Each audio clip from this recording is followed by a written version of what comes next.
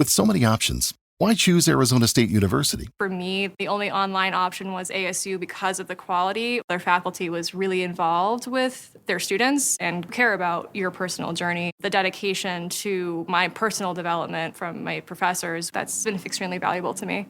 Earn your degree from the nation's most innovative university. Online. That's a degree better. Explore more than 350 plus undergraduate, graduate, and certificate programs at asuonline.asu.edu.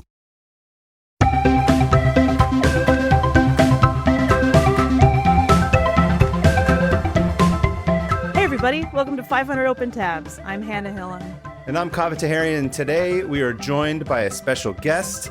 He is a man with many, many titles in the podcast world, including host, producer, engineer, social media manager, like literally anything and everything that you can think of. His first name? Yeah. Yes. His title? A lot of different shows, such as See Jurassic Right, The Purrcast, Keenan and Lakin Give You Deja Vu, Jordan Jesse Go, My Favorite Murder, among, a million others. I can't keep track of him because every time I talk to him, he's doing like 14 other new shows. But so this guy's, he's literally like Mr. Podcast in my world. Captain Podcast. Captain Podcast. He earned captain. He has a rank. It's true. He's been promoted. Please welcome back to the show. He's been on here before. Our good friend and Selena aficionado, Senor Steven Ray Morris. Wow, I love you committed to that. So many titles, so much talent. I prefer to be known as Princess Podcast, but I'm sorry, I'll Princess. Take all the others. True, I'm so true. sorry. Apologies. I didn't know that this was a monarchy. A princess of podcasting.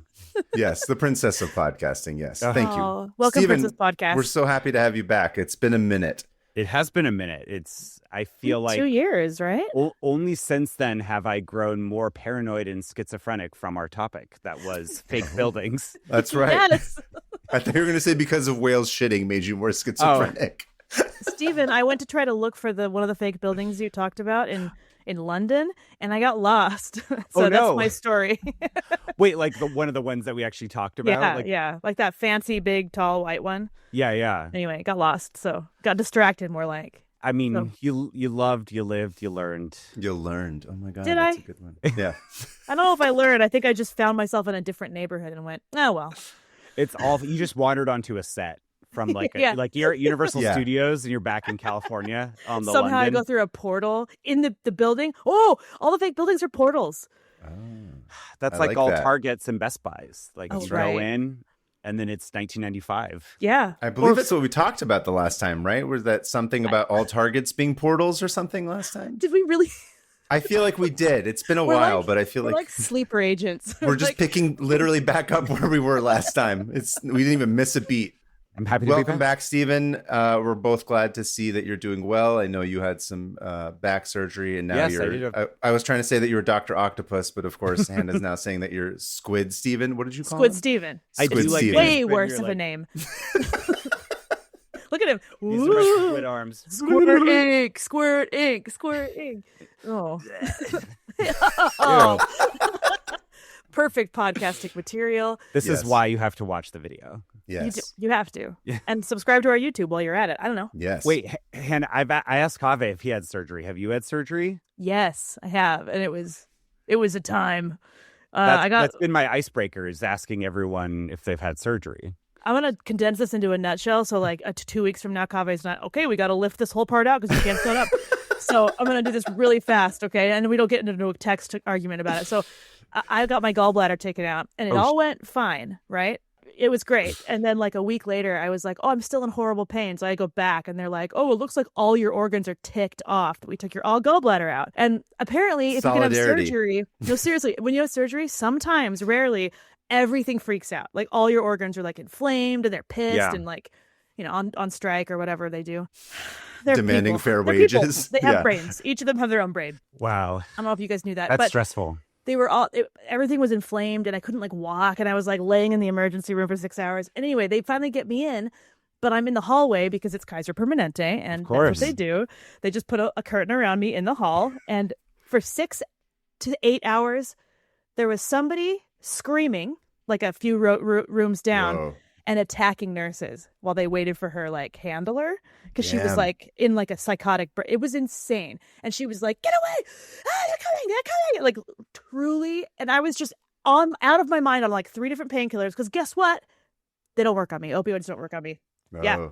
So I was sure like, this was real, by the way? It's confirmed that actually did it. This wasn't some weird like hallucinatory state that you were in. Oh, it was definitely a hallucinatory, but I was definitely there. So, and then next thing I know, this guy behind me has a seizure, and I'm laying there just listening to like 4 doctors run and be like all the like things, and then they cart him off, and his daughter's like sobbing, and I was like, there's a lady screaming, and then the bee man comes in. Okay. Sorry, like the guy with bees? Yeah, he's got bees. So he comes in, his face is gigantic and swollen. Oh, like stung by bees. I thought someone was getting like a bee delivery to the hospital for some reason. This is like just a bee man here. I'm here to help you feel a little bit better. Instead of sending a clown and flowers and balloons, I brought bringing you bees. A box of bees. Yeah. Open it. So the bee man comes and he's just crying because he's a lifelong beekeeper. And suddenly, did you know you could become allergic overnight to bees? And so he was like calling his wife. He's like, yeah, I guess I'm allergic now. And I was just That's like, really sad. After this guy had a seizure and I'm still listening to this woman scream and this poor man's life has just been wrecked. Anyway, I was on 3 different painkillers and I have a picture of me and I look absolutely blitz, like out of my mind. Anyway, that was my surgery story. Great. Never a dull moment. Oh my gosh, subscribe to the YouTube to see the photo of Hannah all doped up because we're definitely going to have to include that. I have to include that. Yeah. Oh, and then I went to Comic-Con. I forgot that I went to WonderCon. And so wow, that was my surgery story. Hope I did that short enough, Kaveh. Man, someone's salty about our Patreon exclusives. I know. I'm not actually salty about it. Yeah. Have I had surgery? Yeah. No, the only thing that I famously had was my massive head injury. I think might have told this story before. Oh, yeah. And they were personality forming head injury. They're like, you're hemorrhaging in your brain the first night. So they're like, we have to see if the bleeding stops. And if it doesn't stop, then we'll have to do surgery, which at 17 years old, because boys are idiots. Yeah. I was like, oh, that'd be kind of awesome if there's like a chainsaw going into my head and they have to crack my skull open and like what? Also, I had just had a massive head injury, so who knows if I was thinking straight. But luckily, it stopped. Did we all want a scar like Hayden Christensen in Revenge of the Sith? A little bit. Hot. Yeah, we all just wanted a little scar. Just a little. The skull cracking is not as cool of a scar because you don't see it. I'm just sort of like, I had brain damage and there's no extra. Now. But luckily, it stopped the first night, and they kept me in the ICU for the weekend. And they were like, "We can't do anything. Go home on Monday." They were like, "Just rest for a year and then come back and just do regular checkups." It's basically what happened after my head Make sure you didn't get that serial killer injury right to the frontal lobe. So no, that was the closest I ever came to getting a surgery. That was it. Thankfully, knock wood. Although I'm 42 now, who knows? I'm sure I'm going to have like plenty of them coming in the next couple of years. But so far, nothing. I don't think the 3 of us are super adventurous, so I feel like we'll be okay. Again, knock on wood. Knock wood. Knock on my broken skull. We do like fight. Like I fell down an escalator recently, so like I think there's like stuff. I was there for it. She also made me fall down an escalator. I pulled a convention. Of course, I almost pulled him down an escalator. And my wife. And his wife. And all of our luggage. Killed both of them. So what I'm saying is that anything can happen in your 40s. Your friend can take you out in a second on accident. Well, I can't wait to see you at a convention. I can't wait to see you at a convention this year, Hannah. Oh, are you going to go? Which one? Are you going to San Diego? I mean, I assume so. I would love to. I'm a rock star. I just show up and you really do. You are a big deal. I was in Chicago and you were like, "Hi guys." We're like, "Wait, Steven, you're here?" Like it felt like I was a celeb. It was a celeb sighting. Anyway, that was fun. It is a celeb sighting. Anyway, Steven, nice to see that you're back on the Horn doing shows again. I think at the time of this release, the episode, Steven and I just recorded an episode of, what is it? See Xenomorphs. I don't know what the offshoot of your See Jurassic Right is. Yeah, sometimes I'll talk about Alien, the Alien franchise. So Kaveh came on and we talked about Alien Covenant, which is for like the real sickos. Yes. People with taste are the ones that, does he love Alien Covenant or he just loves sickos? He just loves Alien. But Alien Covenant was like a lot of people didn't like it because they're incorrect he loves in their all film opinions and they're wrong. Yeah, and they're wrong. Yeah, and they're wrong. So Steve and I talked about it. That'll be out around or when this comes out. So yeah. Okay, keep your eye out. Yeah. Cool. But it's in the See Jurassic Right feed, correct? Yeah, exactly. Like I Okay. basically at this point now that podcast is just a web for anything I'm interested in. Yep. And it's all connected. I'm the thing that's connecting. What? Because I'm Dr. Octopus. The many, or I was The going to say the arms. many Steven arms. Squid Steven. Legs, yeah. And so one of those squid tentacles has alien on Aliens. it. So. Yep. But yes, so other than that, Steven, just a quick recap. Why don't you tell our audience what's your relationship to tabs? Do you have a lot of tabs open? Is it like kind of middle of the ground? Or are you like a psychopath? What's your deal? I talked about this the first time I came on, but I very much will open a million tabs. Uh-huh. I forget if I talked about this.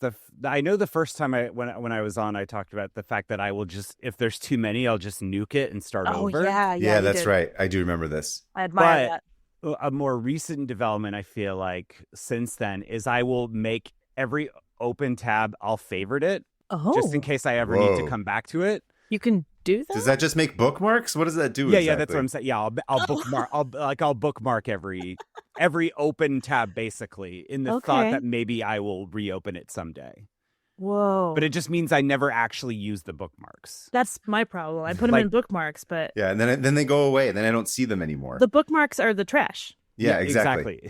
But it's a trash that's filling up, and I haven't emptied it ever. But I do autocomplete because I'm basically going to the same 5 things all the time. So I only use autocomplete.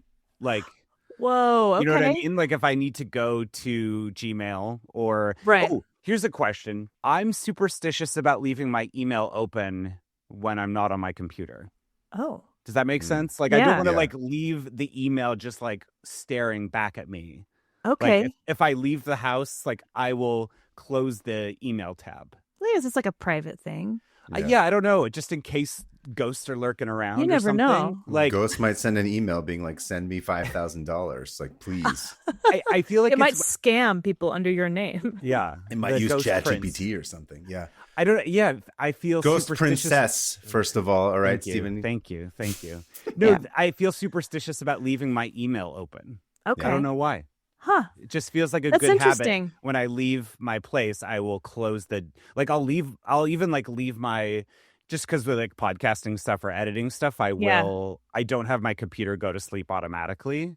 Right. Same. So, but if I am leaving for more than an extended period of time, I will close all my email tabs. I wonder if that's like similar, like within college, like because I'd use like school computers, and I just got in the habit of like that makes sense. Out, yeah. Down. No, I leave all my email open in every cafe around the world with a new message composed, like with the cursor like on. You can write an actual email address in there just in case. Yeah, in the hopes that someone will do your work for me. That's what I want to do. Please read my emails. Help me go through these. Clean my inbox of 300,000 emails or whatever. I'm one of those, dude. And it wasn't until I started doing this podcast with Kaveh that I realized he's not one of those. I'm not an email. Within 30 seconds, a new email will be read, and I'll be like. Is he okay? But no, do you have I'm not. I know. But do you have like a spam email then for signing up for stuff, or do you just sign up for stuff? I have like 6 email addresses. Yeah, I got like a professional one. I have the one that's like just for illustration. I have a spam one. I have one that's like for all like my personal medical and like bill stuff. I have one that's like a separate one for another business. Anyway, I have a billion. I love that. I have to compartmentalize all of them because I'm like, you can't put them all in one email. Like, so that's how you end up with 300,000 emails because I can't even sift through all of them. But like each email has its own association. Yeah, exactly. You have a system. I don't have a system. No, I mean, I don't. I just, the idea of keeping productivity apps get in the way of actually being productive for me. I agree. Because then you're managing the productivity app more than doing anything else. I agree. Yeah. Productivity apps are for neurotypical people, and they should stay that way. Don't tell me to get a planner. Stop telling me that. I will. It doesn't do anything. Nothing. It's just now more paper. Here is all the post-it notes. Yes. I have many post-its left and right. I have a calendar. I have all these things. None of it makes sense. And then I get up every morning in my sketchbook on Mondays and I'm like, here's all the things I need to do this week. And that's the only thing that works. Yep. Yeah. The point is we have something that works. Exactly. Yes. Okay. So you're not a tab psychopath, which is great. We briefly went over what your bona fides are. I just wanted to make sure whoever's listening to this show and might be hearing you for the first time sort of is familiar with you. So, Stephen, I believe before we start your tab, you said you wanted to show us something. Well, I think, the first time I was on talked more about like a concept and more of a thing in the real world. Mm-hmm. This time I wanted to bring just something really, well, it starts off fun. Oh, Hannah. Okay. So it starts off fun, but it's maybe not as fun. But it's just the thing, like, I feel like there's a lot of things we loved when we were kids. And then when you're an adult, especially for our generation, when Wikipedia first became available, and you're like, I want to learn about this thing from my childhood. And then you discover more about, you discover the reality of what that thing was. So I just want you both to experience the glory that is the Mighty Morphin Power Rangers. My friend. Oh my God. Look at it. Not my childhood Megazord, but a more recent. You have version. one. It's really exciting. That was my whole childhood. That was my whole. I loved Power Rangers. Loved Power Rangers too. But I only ever watched the original.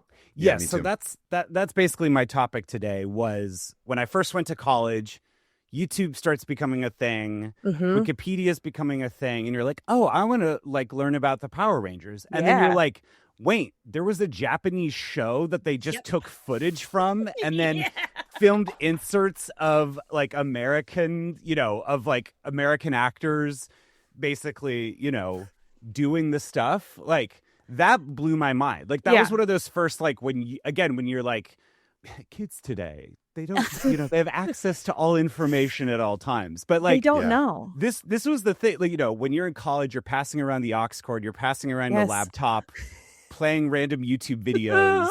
Like this was like at like 4 in the morning. Yeah, by the way, it's always at like 4. That's not all you're passing around at that time, but yes.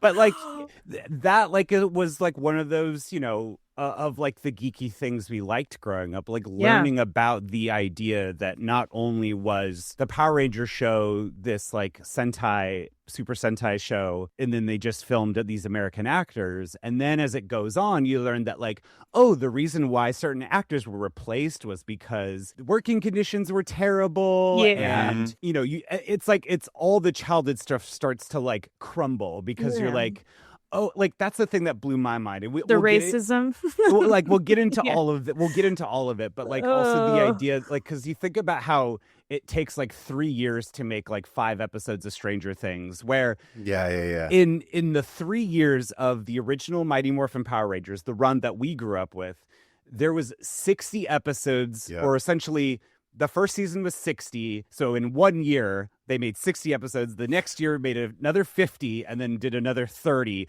plus insane. A movie. So in 3 years, they worked these actors to the bone, non-union. Yeah. Non-union? Although to be fair, there's like 50% of it was already filmed like 10 years earlier. That's true. Yes, all the action. But yeah, so I don't know. Yeah, again, what are both your Power Rangers memories growing up? You go first, Kaveh. So the thing I remember about Power Rangers that was kind of funny is that, God, what year does it drop? 94, 95? 1993, the whole year. Okay. So Jurassic Park's been out for a few months. Pearl Jam's has been out. A Kaveh classic. The throwback. Beanie Babies. Beanie Babies have started. X-Files is debuting in the fall. Like, wow. 93. Wow. It's weird to think about these things all happening like at the same year, because I just feel like I couldn't remember when each one of them started. What I remember about Power Rangers was that I was like at the end of elementary school and kind of at the, like, it was somewhere around there before I went to middle school. And I remember being like a year too old for Power Rangers and keeping it a secret that I thought it was really cool. Because I knew if anybody knew that I thought Power Rangers was cool, I'd get beat up. So it was definitely one of those things where I remember my cousin Arya, Hannah, who you know, Arya and I remember watching the premiere because they like debuted it at like night on Fox in like the summer, like before it started. And we were at my grandfather's place, and for some reason, the TV would go in and out, and Arya and I were like, what? No! Like, we were screaming about it, and we were like, hold on, please. Oh, hopefully it'll come back. So it was like this very highly emotional experience of like watching the first Power Rangers episode and then being super into it, and then going back to school and just being like, yeah, no, Power Rangers is lame. I don't think Power Rangers is good. It's for kids. It's stupid. But had it been a year earlier, it would have been my entire personality openly. Yep. But I was definitely a closeted Power Rangers fan. Well, because you were at at least Turtles. initially. Turtles was more of your thing, right? Turtles was definitely my thing. I think it was just more like Power Rangers wasn't cool. It's not so much that like I didn't like it. It was just more like I didn't want to get judged for liking it. So I definitely secretly liked it. And then, but then the movie came out and the movie was like awesome. It was and so it was good. like so crazy. Like those costumes, the suits were amazing. It's amazing. So this is what inspired it. I saw it on the big screen at Vidiot's a couple weeks ago. Oh, that's right. Oh, And it was a Sunday morning, like around noon, and like there was a lot of parents and a lot of people our age, and then there was kids too, and everyone was just like, like it's truly awesome. Like it's because that movie is like 87 minutes, so it is there is no all filler. Killer, no filler. Yeah, the highest high five ratio that you've per scene you've ever Every 30 seconds, I think somebody has to high five. Aside from Straight Outta Compton, that's the other movie that has constant high fives. But I know this because when I was editing my doc forever, the documentary film that I was on, my producer Andrew just kept being like, film high fives, film high fives. You need to film high fives. It's like a great way to show connection. So we were just shooting B-roll of high fives nonstop. And I was like, Andrew, there's no movie that has this many high fives. And then a month later, I was watching Straight Outta Compton, and like every 30 seconds in Straight Outta Compton, there's 10 high fives. It's like, so I'm like, and I was like, Andrew, you're right. And I texted him. I was like, okay, my bad. I'm like, we're putting in all the high fives. If it's good enough for Straight Outta Compton, it's good enough for our film. So now I know Power Rangers is another one of those. That's awesome. Yep. Yeah, Hannah, what's your Power Ranger? I had this thing in the 90s. So like I got really attached to one like single like specific female characters in things. Mm-hmm. And I'm still figuring out why. But like Princess Jasmine. Sure. I think I want to say there's some deep rooted like trying to figure myself out thing that goes with it, but I was obsessed with the Yellow Ranger in like a way that looking back I'm like, okay. Like it was like Princess Jasmine where I was like, I'm in love with her and I'm in love with Aladdin. But I can't, say that I'm in love with her. Anyway, stuff like that. Little kid crush on the Yellow Ranger. I was obsessed with her. I wanted to be her. She was my absolute favorite. I didn't care for Kimberly. I didn't care for her. That was like I wanted to be the Pink Ranger, but I knew that I had to be the Blue Ranger. Do you know what I mean? Oh yeah, no. There's like a weird like maybe you could probably speak to this, Stephen. Like a weird queer experience that goes into like child cartoon, like children's cartoons. Yeah. That like it wasn't until later that I was like, well, that's how I explored it. Yeah, of course. In a way that I was allowed. Yeah. But no, that was how she was just like my everything. I was like the Yellow Ranger, and I just loved the show. I loved the show. I watched it every day I could, and I remember my mom. That's how I first learned about plot devices. Weirdly enough, my mom was she like used a bunch. My mom was like, oh yeah, this show is what it was like a serial plot like that just keeps happening, same plot over and over. And I was like, what do you mean? And she like explained how it was like, she actually went into this. She was like, well, they make it easy to film by making it the same plot every time.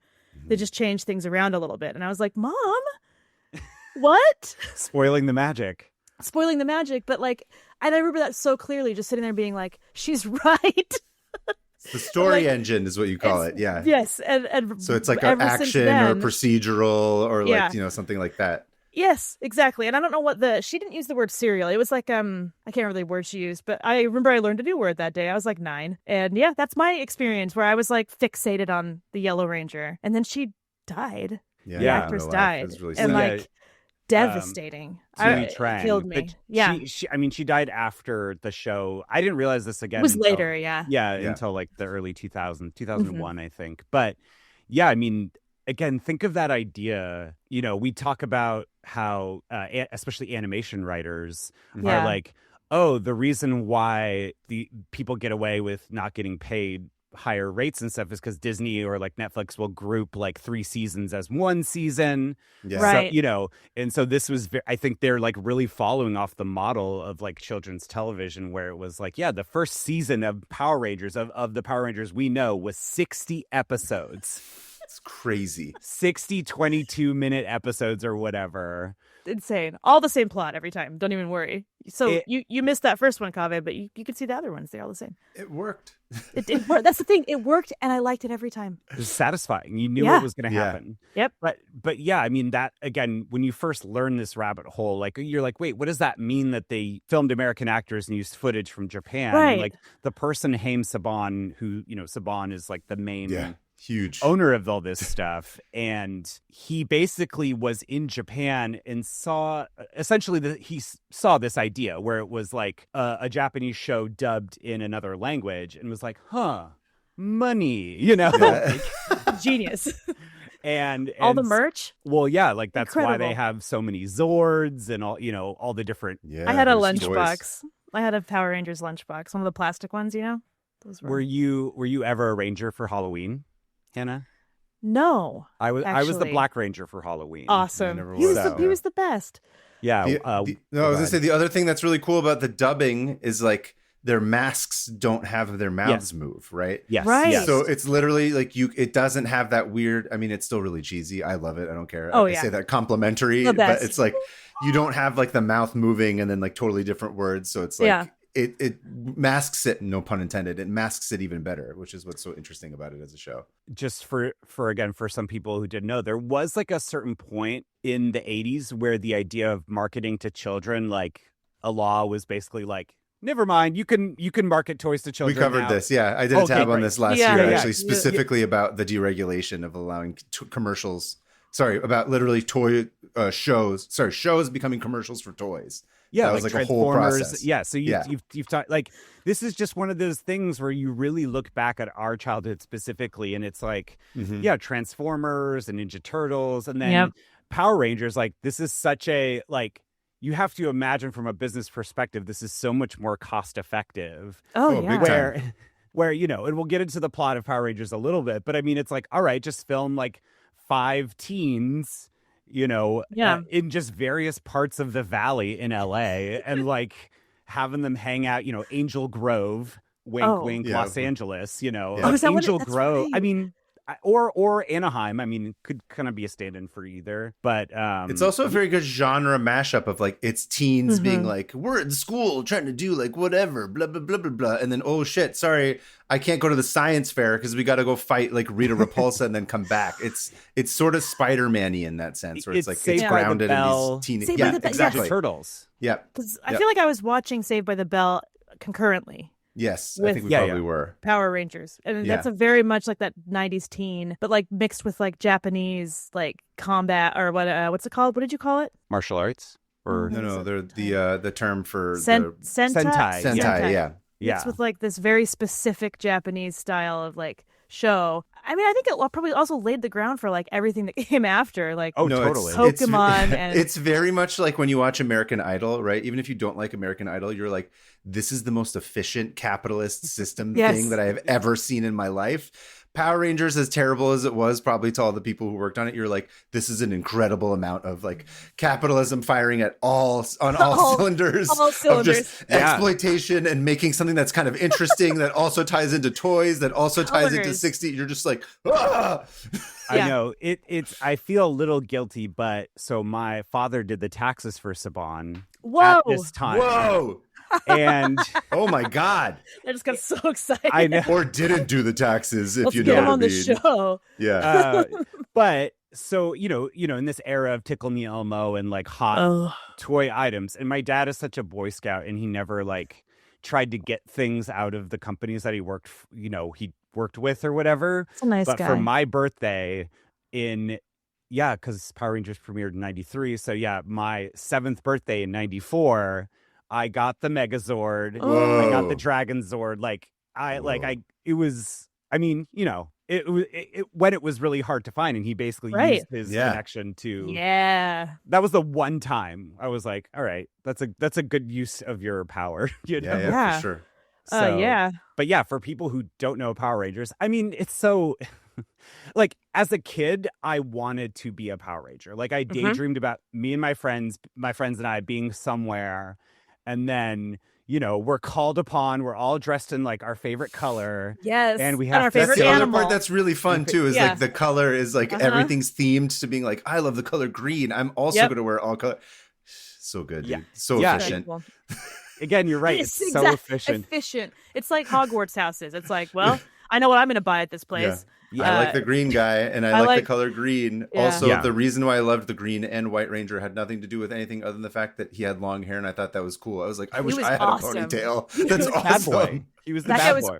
awesome. Yeah. He was troubled. And I was like, this guy knows what he's good. I'm glad he's kind of the leader. Because he's troubled. But the troubled guy got to be the leader instead of like Leonardo, who's sort of like the Boy Scout. He was like the screwed up one who's like, oh, I had to turn one way or another. He's complicated. Yeah, he is.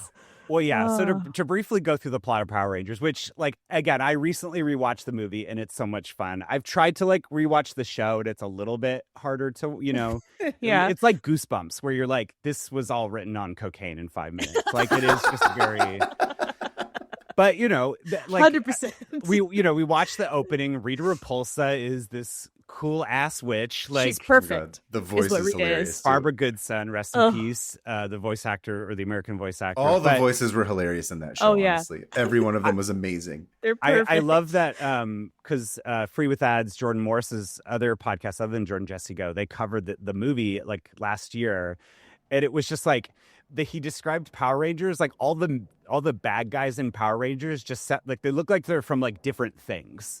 They're just like a bunch of fun costumes. And so, yeah. The costumes are insane, yeah.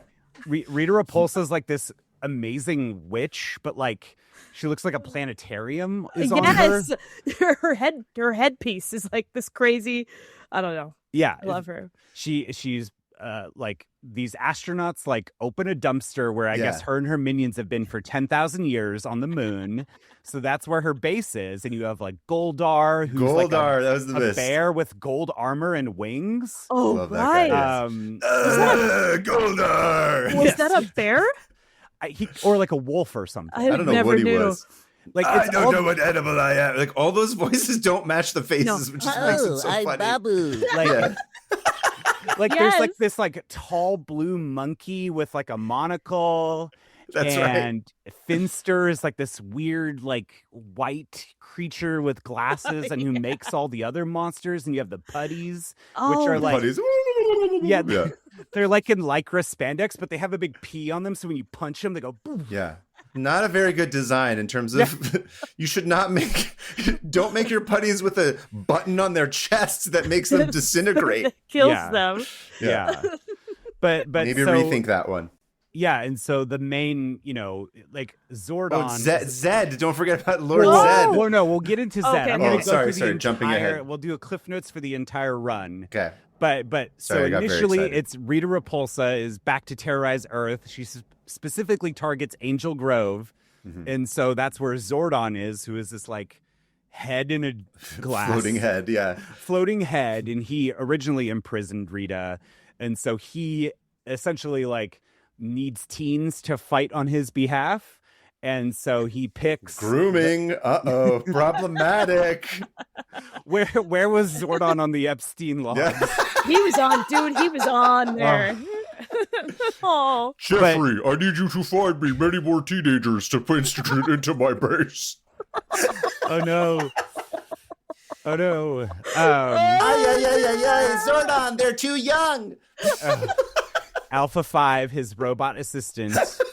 But yeah, so as Hannah hinted earlier, Kimberly is the Pink Ranger, who's the like, the preppy one, the popular one. And then you have Billy, who's the Blue Ranger, and he's the nerd with the glasses. Mm-hmm. Yep. And then you have Jason, who is the Red Ranger. He's kind of just like the meathead. Yeah. And then you have Zach, who's the Black Ranger, who is black. Course. Yep. And you have Trini, who's the Yellow Ranger. Yellow Ranger, yes.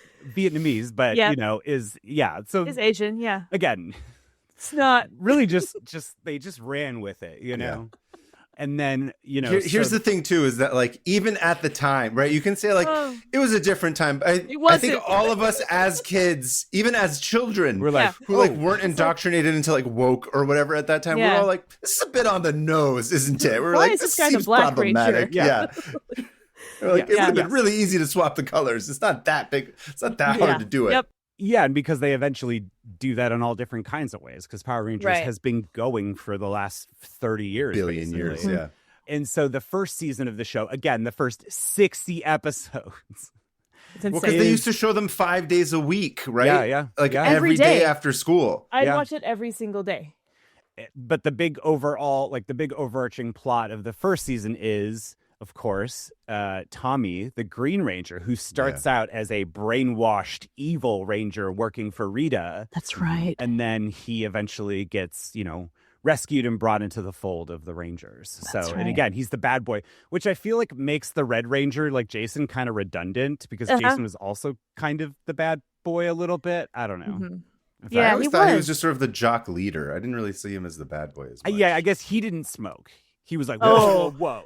My Lord and Savior, we do not do drugs, we dare to not do drugs. We dare. I wonder if there was a Dare crossover. Yeah, I feel like it was a Cyclops Wolverine thing between the two of them is what I always saw it as. Oh, I like that. Yeah, that's a great point. And then, the second season comes in. That's when Lord Zed comes in. And Lord Zed is a muscle meat man with a chrome skeleton outfit. Truly, all these costumes. He literally looks like a person got skinned. Like that's what it is, and it's still walking around like thinking it's king. I need a refresher. Hold on. It's that gas that turns us inside out. Yeah. That's one manly dancing people. Holy shit! I never even made that connection. I love that. I think about that was one of my childhood fears growing up, is that there'd be a gas that would turn my skin inside out. My favorite was Marge's hair becoming flesh when it turned inside out.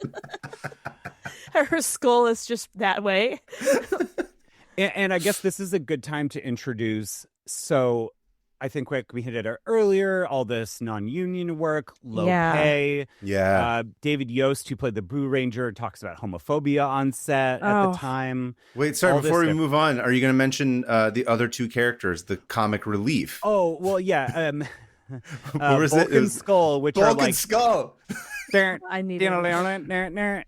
So Jason Narvi was an MFA acting teacher at Santa Barbara. So everyone Is that one of them? Him. That's one of the actors? Yeah, Jason Narvi played Skull. Oh, yeah, you're right. Because again, speaking of racism, there's also Bulk is the bigger guy. Yeah. But yeah, they were like the Also had cool long hair, by the way. Also had a cool ponytail.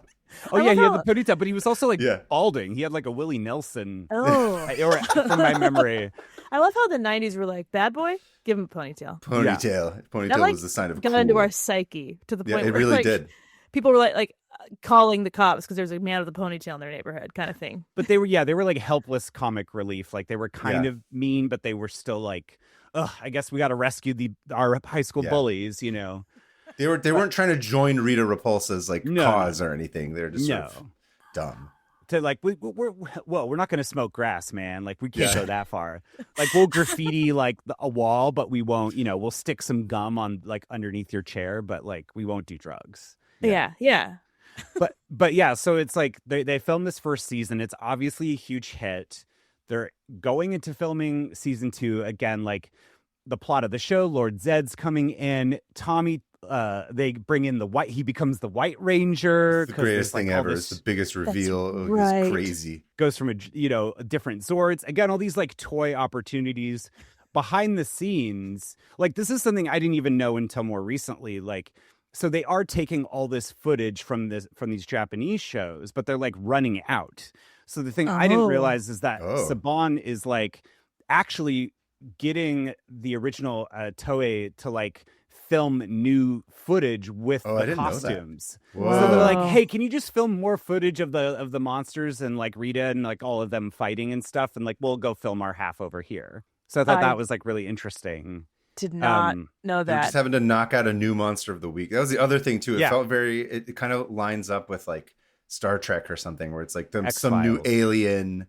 Oh no, I'm just talking about some weird, absurd, terrible looking costume or like terrible looking alien every week. But this was like some terrible looking monster every week that had to fight them. Had to fight the Megazord, I should say. And so there's actually this really great article in Popverse by Joshua Lapon Bertone. Because again, it's one of those things, you're reading the Wikipedia, you're like hearing all this stuff about this. So I went to go like look into it. Mm-hmm. And so the actors basically get like a day, like they're basically like they're getting nothing, and they're getting none of the toy rights and anything. Like this is already becoming like $1 billion thing overnight. And so Austin St. John, who played the Red Ranger, Jason, Walter Emmanuel Jones, who played Zach the Black Ranger, and then Tui Tran, who played Trini the Yellow Ranger. Tui Tran doesn't tell us because she's since passed away, but the other two basically are in this, like, talking about this time where they hear from Saban. They're like, hey, great, not only are you doing season 2, but we're also going to do another season. We're going to do movies. We got you signed up for 3. Oh. And here's the contract. And they're like, wait, what do you mean? Like, oh, okay. And then they look at it and they're like, yeah, like, I mean, one of the actors was like, yeah, we could have made more money, you know, working at McDonald's. You know what I mean? Like that kind of thing. Like, it just is like nothing. It is like 60s girl group level, like shitty contracts. Yeah. Wow. And so, I mean, it's interesting because it's like, you know, you're part of this huge thing and you're like, do I just, you know, we've all worked, you know, in the industry, and you're like, do I just put up with it in hopes that I will get a better opportunity next time? Or do you pump the brakes and say something about it? So the 3 of them talk about just like, because I think initially they wanted everyone to go in together, like, hey, we're united as a front. But because the other 3 actors were represented by different, you know, because they were all different like skill sets. Like most of them actually did know martial arts or they were stunt performers or whatever. So they kind of got split up. So the original Yellow Ranger, Black Ranger, and Red Ranger are basically like, they're out. Like they basically like they can't reach negotiations. It's like the opposite of what they did in Friends. Because in Friends, all 6 of them basically got together and they're like, we're negotiating as a unit. Yeah. Which is why they ended up making like, I don't know, like $1 million an episode or something like that. Like these kids could have easily made, considering how much they were making off of all, like you said, all the toys and stuff, these kids could be making so much more money. And they're younger. I mean, they're not kids. To us, they're kids because I'm in my 40s, but yeah. but yeah, it's one of those things where but also from their perspective, it's like, well, if we're going to, you know, it's like NSYNC and Backstreet Boys when they finally came together to face Lou Pearlman in their own sort of Power Ranger Megazord situation. I would love to see the Megazord of all the different parts of NSYNC coming together to fight gigantic Lou Pearlman, being like, oh, sign this contract. And they're like, no way, Lou, bam. Bam. And he's just flying one of his giant blimps as like the monster. But when they talk, it's all auto-tuned. Hit him. Yeah. No way, Lou. No way, Lou. But yeah, so they basically choose to walk away. And I totally get that perspective now, because you're like, oh, if I'm going to be busting my ass and not making any money, like what is the point? Like, you know, they talk about, it's like at this point now they make money making appearances, and they didn't have to, they didn't have to like slug it out for another 2 years. Right. So that's the other thing I didn't notice as a kid, but they leave like 20 episodes into season 2, but they use stock footage and like other things to like hide their disappearance for another like 7 episodes. Oh, no shit. And then that's when they bring in Karen Ashley, who plays Aisha, the new Yellow Ranger, Johnny Young Bosch, who plays Adam, the new Black Ranger, and then Steve Cardenas as Rocky, the new Red Ranger. Okay. And so that's why they're in the movie. And so so basically as they're filming season 2, they go straight into filming the movie. And, you know, our nerd brains are like, okay, like as a kid, you just watched it, but then looking back, you're like, oh, the movie has nothing to do with the show. They just have all the same characters and stuff. Yeah. And it filmed in Sydney, Australia. That's right. Like, it's just one of those things where now you'd be like, wait a minute, the continuity doesn't make sense. Yeah. Or that kind of thing. But they're just like, we have to do 60 of these. Like, hurry up, you know? I do remember they're like realizing that the actors were different and kind of being really bummed out about that. Oh, really? Like, yeah, as a kid, because especially because you liked Trini. I was like, hold up. Where's my girl? Yeah. But like I remember kind of just being like, huh? Why would you do that? I had no idea how everything goes down in Hollywood, but to me it made no sense. I was like, well, that's not good. I don't like that. And in the show, I grew up with moms who watch my mom watching soap operas and my aunt and my grandmother all the time. So to me, it was like, okay, this is just soap opera logic where every 5 months someone gets replaced, or at least there was new characters instead of just being like the Black Ranger, Walter Jones is now a totally different actor, but we're just going to pretend like it's not the same, or like it's the same person still. Yeah, like Game of Thrones did with a few people. We're like, season 3 showed up and I'm like, who's this guy? Okay. Anyway. Well, it's harder now because I feel like people get annoyed at that, and you're like, but Benjamin Bratt was available, and what's his face wasn't available for Andor. Right. Oh my God, what's his Jimmy Smits. because they Was had Benjamin Bratt in like one of the Star Wars movies? Benjamin Bratt plays Antilles, Bail Organa in Andor. I haven't seen Andor because Jimmy Smits couldn't come back for it. Oh wow! But I mean, I'm sorry, I haven't watched Andor too. I was confused. But it's just one of those things where the vibe of the show is so different than like Attack of the Clones that you're like, I don't. It doesn't really matter. Yeah, who cares? Yeah, 20 years ago too. Who gives a shit? Like longer at this point. Yeah. No, but I have to watch them all in a row. No, that's very much. I think that's like a symptom of the internet of like people being like, these things need to be correct and lined up. And I'm like, they would just swap an actor out before. I'd be like, I don't really give a shit. Who cares? Yeah, new actor. If they're a good actor, they're fun. If they're not, suspend the disbelief. It's like that's not the point. Yeah. Also, the fixation of young actors playing. Like if you want to have an old person and being like, we need to have like it's CGI, and I'm like, just have a different actor play them young and a different actor play them old. Who gives a shit? Like it doesn't really matter.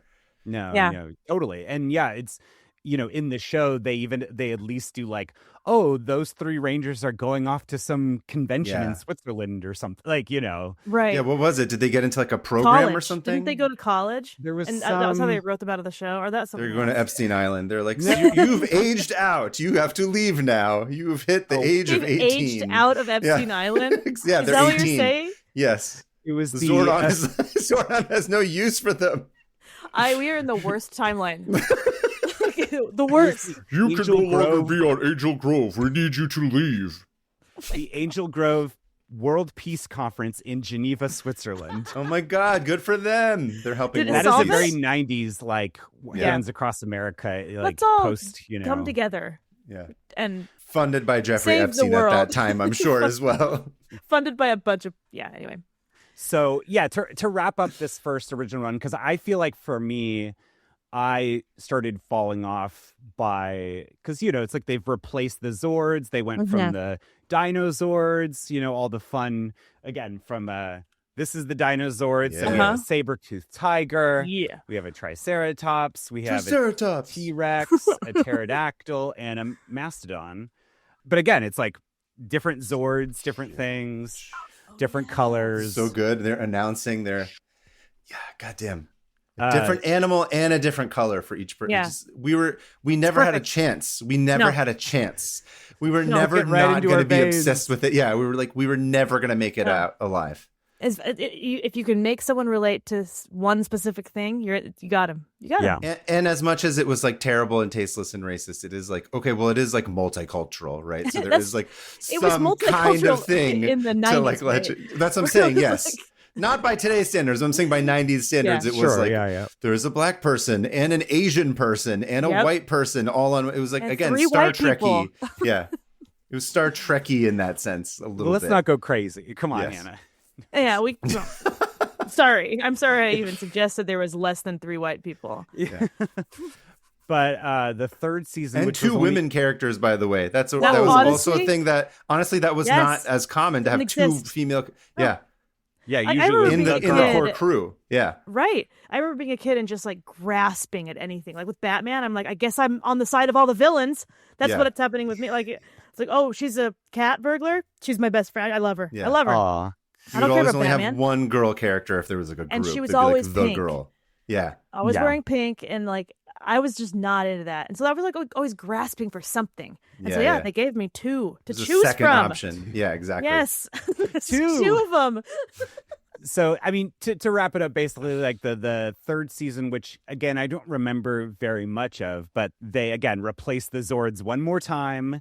And then Amy Jo Johnson leaves, so they have an evil Pink Ranger. I didn't know that. Comes in. I didn't make it that far. And, of course, she has to try and steal Tommy from Kimberly, Of course. But then the new Pink Ranger, Kat, has like a change of heart because she sees how much she's hurting Kimberly, and then Kimberly is like, I have to go to the Geneva Convention or whatever. That's like sending an animal I have to go now. My planet needs me. Yeah. Like, no, they died on their way to the Geneva Convention. No, Puppy Island. Just go. Puppy Island. Puppy Island. Because I said it's like sending somebody like an animal up upstate to the farm. Yeah. But but that's the crazy thing. Like that, that was our time. But that like essentially, this was the idea of like, we just kind of, it became almost like, because they didn't want to pay actors and accepting these lower rates and non-union and stuff, they were like, oh, this is a feature, not a bug. So then it was like, let's just replace our cast every few years. We get new Zords, new characters, all this stuff. And it's like as of this recording, Menudo, that's what it is. As far as boy bands are concerned, it's the Menudo of shows. We're just replacing one, see if anybody notices. Yeah, but yeah. I mean, it like as of recently, because I think Disney Plus now owns them, and they're like finally gonna do something. It's Disney.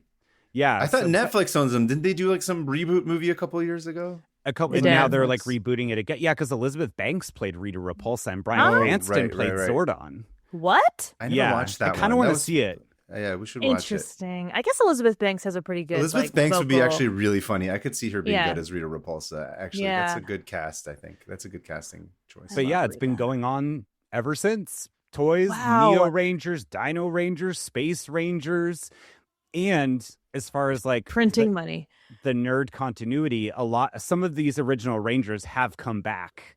Really? In like later installments. Like I believe Billy the Blue Ranger comes back as like a professor kind of character. You know what I mean? He's like helping the new kids kind of thing. Yeah. He's the new Zordon eventually. He's like, at least I have tenure. Head chopped off and put into the giant tube.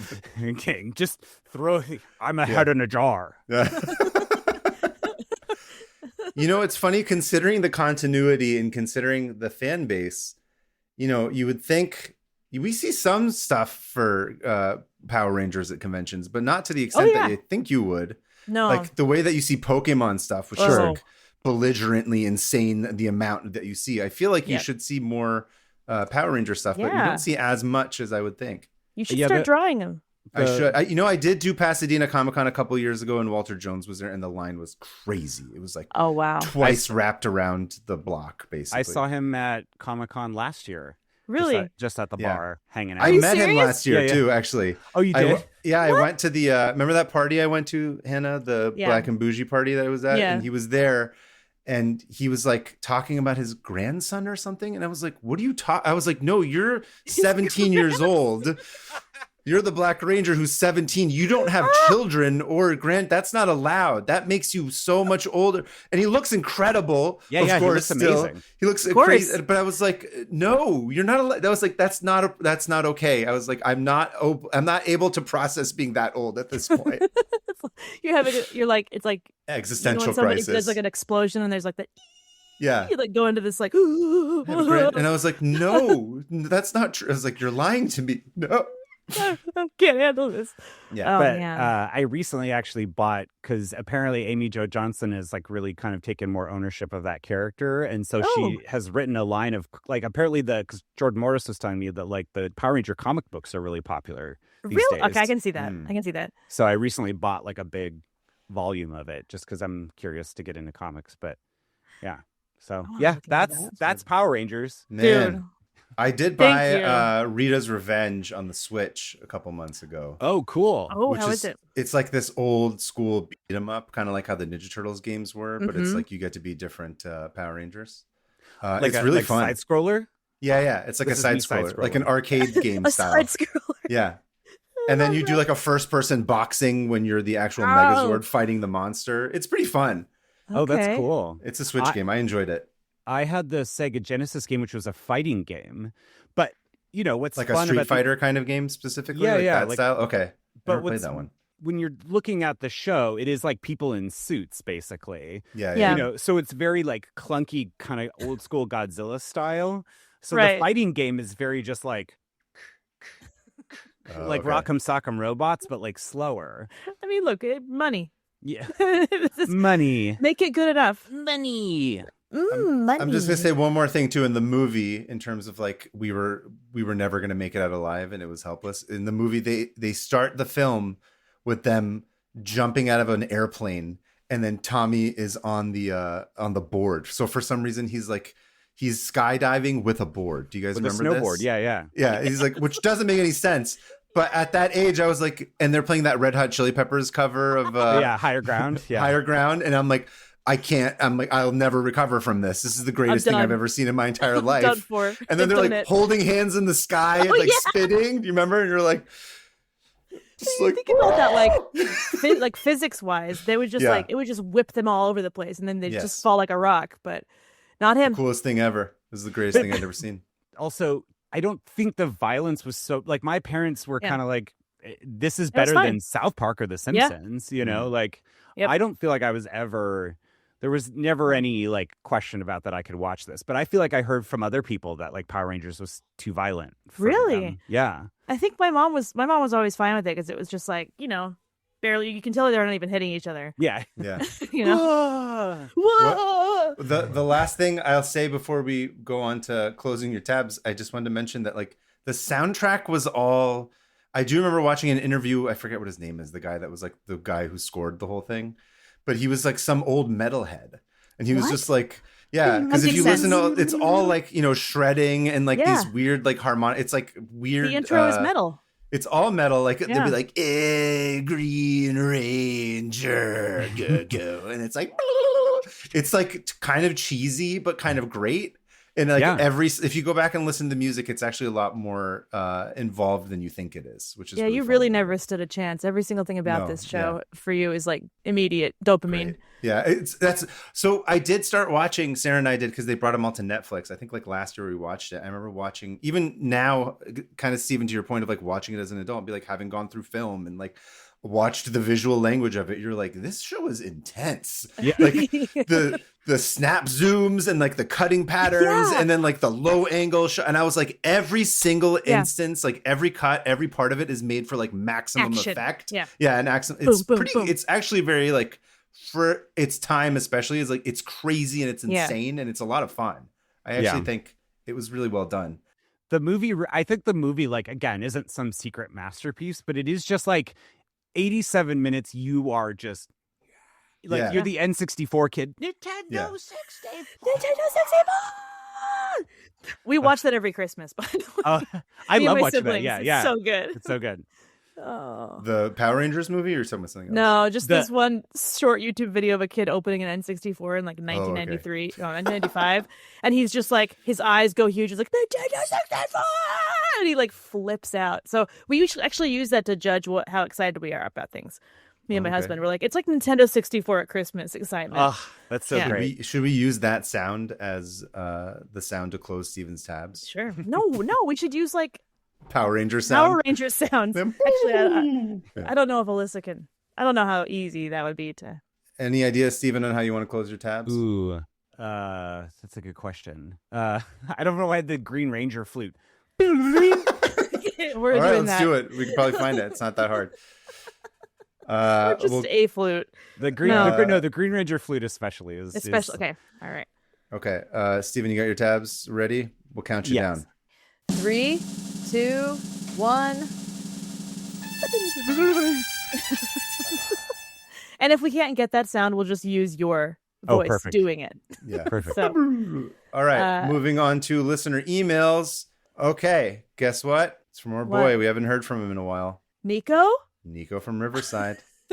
Steven, I don't know if it's been a while since you've been on this podcast, but we have like developed a parasocial relationship with one of our listeners. Ooh, okay. It's against he didn't plan this at all. No, and he's the unwilling recipient of us talking about him. Anyway, bring it on. What is we Nico? Love Nico from Riverside. He had a couple of emails early on, one of them that I turned into a tab, and then also he kept sending good ones, and we're like, we have to put a moratorium on Nico for a minute because there's too much, and we're like, we need to give space to other people. But there's been enough time now where we're like, okay, we can reintroduce Nico and bring him back into the show. So hi, Hannah, Kava, Alyssa, and the 500 tabs community. Nico here yet again, and I have a tab, nay, a relic from a time gone by, a time capsule, if you will. Oh. Here's a link to the original website for the 1996 cinematic classic Space Jam. Yes. This is the perfect email for this tab. Yeah. In all its shockwave plug-in glory. I can't think of too many other websites in this sort of shape, and every clickable option is a blast from the past. Production notes, character bios, trailers, sound bites. There are so many things to see here. It's an incredibly 90s internet website because it's been preserved as such. You get so much extra info about the movie and how it's made. I mean, I'm old enough to remember going to see it in the theater.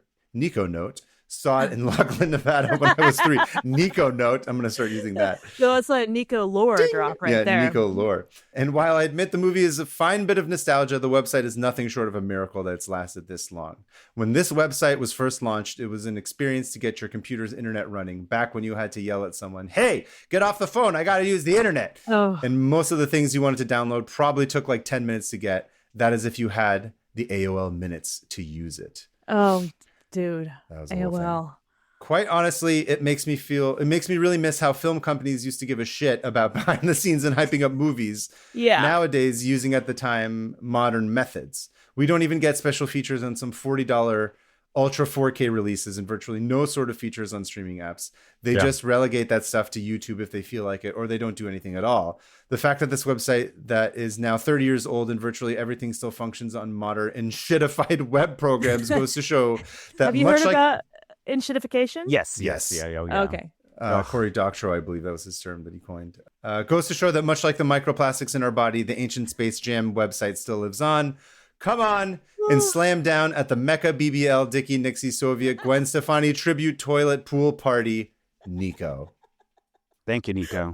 Yes. I'm at this site right now, and it is exactly the same as it was. It's I know exactly. I don't even have to go to it. I remember perfectly what it looks like. Yeah. Wait, I tried going on my phone very briefly, and it took me to the sequel or whatever they did a few years ago. It's just spacejam.com. That's all. No, but I can picture it. That's how much it's... Yeah. Because that also feels like a very... Again, when you're going on the internet trying to look up things, I feel like the Space Jam website was such a meme for a while. It was, yeah. It was. How is this thing still online? You know, I learn HTML to make my own websites for trading cards. What did you make? I made Lord of the Rings fan websites. Ooh, even just ones for trading cards. I did, Jurassic Park. Of course. Why did I ask? And like Pokemon and Magic the Gathering and stuff like that. So, by the way, it's spacejam.com/1996. Oh, okay. Huh? Beautiful. We're keeping it 90s/1996/this/that/HTML. Oh, wait, well, I'm here also. Pink Ranger. Whoa. There she is. The lineup. I just have I could just pull toys from anywhere. Like, this is like a show and tell. Oh, whoa. Naboo Starfighter. Oh, I was going to say, what's that? What is that? Oh, from episode 1. Episode 1. That's still 90s. That's 1999. It's true. Wow. Anyway, my sister loves episode 1 more than I think anyone I've ever met. Really? Like, ever. Like, and it's like her little secret. Sorry, Annie, I'm outing you, but That's really strange. What does she love about it?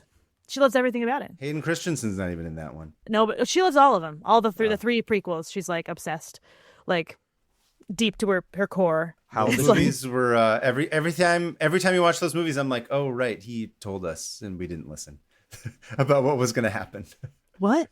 Those movies are like, they're not good in terms of like acting, but if you look at the plot, you're like, this is unbelievable, and then you're like, oh yeah, that is how fascism happens. Yeah. Oh, it really is this stupid and dumb and idiotic and predictable and embarrassing. And George Lucas was like, he told us 30 years ago, he's like, hey, be careful. Careful. Careful, this is what guys. it looks like, and it's just as dumb as you wouldn't expect it to be this dumb. Every single thing that happens in the movies, it's correct. Yeah. And yet, when you watch it in theaters, it is kind of feels good. It does. A little bit. That like I told that little like, a little bit. Man. So this is how democracy dies? In the theater, in darkness. No, I can't talk about fascism right now. It's just we have the dumbest brand of fascism. Oh. Bring back Lord Zed. Yes, I Repulsa. I want some like I want Rita. I want her to be my dictator. I'll do whatever she says. Yeah. Hashtag girl boss dictator. Hashtag girl boss. Yes. Girl dictator. Yeah. Oh my God. Anyway. Make more dictators women. It's like that meme format, right? Uh-huh. Oh man. This is kind of uncomfortable to hug, to be honest. Unfortunately. There he is. Well, thank anyways, you for so good. I love this. So good to see you both. Yeah. This is so much fun. It was so much fun going down memory lane. Oh. Yes. That was a fun one to really reminisce about too. Yeah. And it's perfectly Stephen Ray Morris too. It's excellent. Exactly. It's an excellent Stephen Ray Morris podcast Perfect topic. combo right here. Thank you. Oh my God. 3 millennials remembering. Yeah. How capitalism shaped our personalities. Yes, exactly. Not us really realizing it until And destroyed our adulthoods, ironically. completely. Yeah. Yeah. Oh yeah. decimated it. Look, but I don't sleep with this at night. You don't? I do. I sleep with your Megazord at night. Yeah. She sneaks in every night. It's very Every night. expensive to fly down and fly back in the morning. It's insane. My husband's so mad at me. Oh, funny. I was gonna say, my husband, I was like, he never saw Power Rangers growing up. Really? Just never did.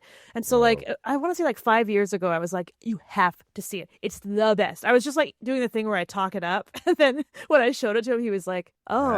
And I was like, no, it meant everything to me. And he was just like laughing. I'm like, no, I get it. You have to imagine being 8 years old and yeah. But yeah, I made him watch the movie. I was like, sit down. Because usually I'm gonna go watch an episode. See it in theaters. See it in theaters if they. Is it playing in theaters anywhere? They played it at Vidiot's. At Vidiot's, right. Yeah. I feel like that's the kind of movie they'll play on a Saturday or Sunday morning at a New Bev or Vidiot's or like a place like that. Okay. Anyway, Stephen, thank you again for coming on the show. What would you like to tell our audience to check out? So good to see you as well. See Jurassic Right is my podcast about kind of anything I'm interested in. Obviously the Cave episode is coming out soon, although you've been on it before. Hannah's been on it before, watching Jurassic Park for the first time. Yep. And what else? Oh, well, I mean, I interviewed a bunch of scientists last year, and I'm really proud of that series, Back to School. So I talked to a shark scientist, some paleontologists, some disease ecologists. Oh, that's cool. Allie Ward from Ologies. You had Allie Ward on there? Yeah, of course. Yeah, I got to. But yeah, I just talked to a bunch of scientists and I said, what the heck do we do? As well as talk about the things that they're interested in. But, but science is important. We can't just beat up our enemies. We got to use science. So, but I feel like the Power Rangers always used, their brains and their fists. They did. Back when that was a popular thing to do. Yes. So, check out See Jurassic Right. You're also on Netflix right now, which I thought was fun when you were hanging out that night. When That's we were right. For the My Favorite Murder 10-year anniversary. That's nuts. I'm the thumbnail. Just me being like this. Yep. I mean, you were such a core aspect of the personality of that show for 10 years. Yeah. I remember the very first time you followed me, Stephen, I almost freaked out. But see, I was obsessed with your art. But already, I was like, no. We had the back and forth of the stories where we're like, can you believe this? Oh my gosh, back and forth to each other. Anyway, because it's you and Liz Climo are like Tumblr queens. Do you know what I mean? Like Tumblr queens. AKA people reposting all your art on Tumblr without your permission. I get, I'm like a Tumblr staple. I have 13-year-olds to this day be like, I saw your stuff yesterday. And I'm like, I haven't touched Tumblr since they took the porn away from it. Yeah. Whoa. Then what's the point even? And that's not the reason I stopped, but it was just lined up, But I haven't touched Tumblr. And correlation, not causation. No, it was funny when Stephen was over because we were watching it on the TV, and then I forced Stephen to record a personal cameo for my cousin, who was very excited that I knew Stephen. And she was I only do it. Stephen? You're like, oh, I know Stephen. He's I was at like, my house. Let's do this. And then Sarah was like, no. It was the only time Sarah was ever interested in filming something, because usually I'm trying to get Sarah to take a picture of me or video of something, and she's like, I don't know. And walks in, and she's like, no, you sit here. Stephen sits here. I'm going to put the camera here. I'm going to do this, blah, blah, blah, blah. So we recorded a cameo. It was a lot of fun. Very well art directed, yeah. Yes. If you're open to cameos. Yeah. Just kidding. Are you on Cameo? Why? Yeah, are you? Steven. Oh, I was going to say, why would I be on Cameo? No. It seems like a lot of work. I mean, if there's demand, but...